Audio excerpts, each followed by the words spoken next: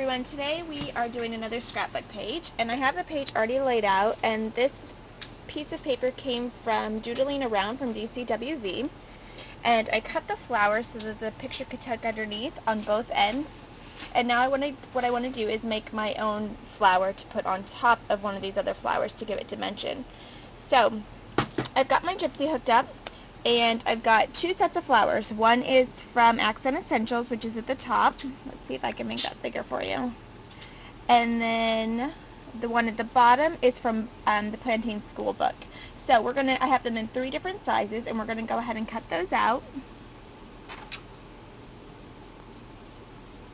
Okay, now that I have my flowers cut out, I'm going to stamp them so they look kind of vintage, and I'm using a letter stamp with vintage words on it. I'm not sure what it says, but it's from Close to My Heart, and it's a background stamp. So it doesn't have to be perfect, just has to be stamped.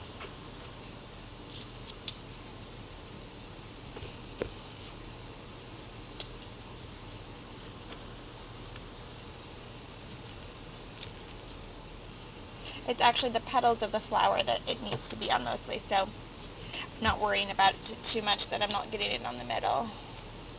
Usually it would drive me crazy. Okay, I really like the way these look. Okay, the next thing we're going to do is I need to keep the right shapes together.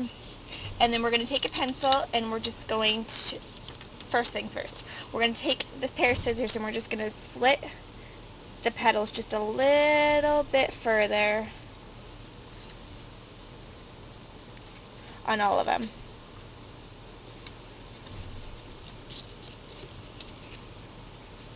Okay, once we have the flowers cut out, we're just going to curl the petals in.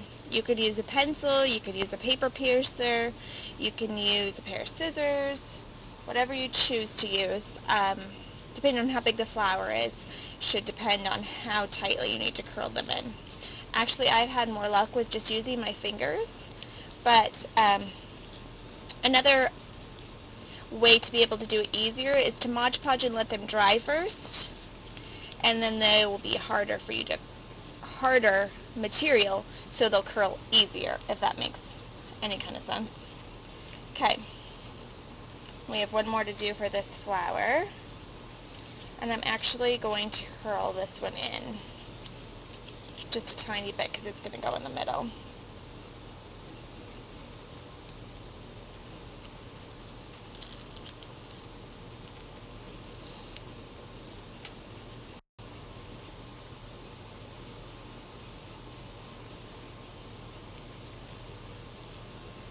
Okay, once that's in there, then you can punch it in the middle and use it, which I love to use my Big Bite for this because it punches through tons of layers and it always goes exactly where I want it to.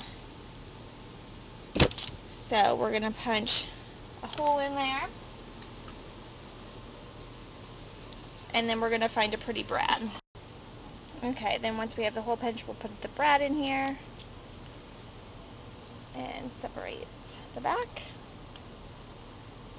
I heard that there's a tool now that separates the back for you, so you don't have to do it with your fingers and beat up your fingers, but I'll just keep doing it. Then kind of arrange the flower how you want so it looks exactly how you want for your page, and then my suggestion is to pop dot it like everything else. Okay. Then I'm going to put it in place of that flower right there, and then that's our page. So that's how to make your own grunge flower. Thanks for watching.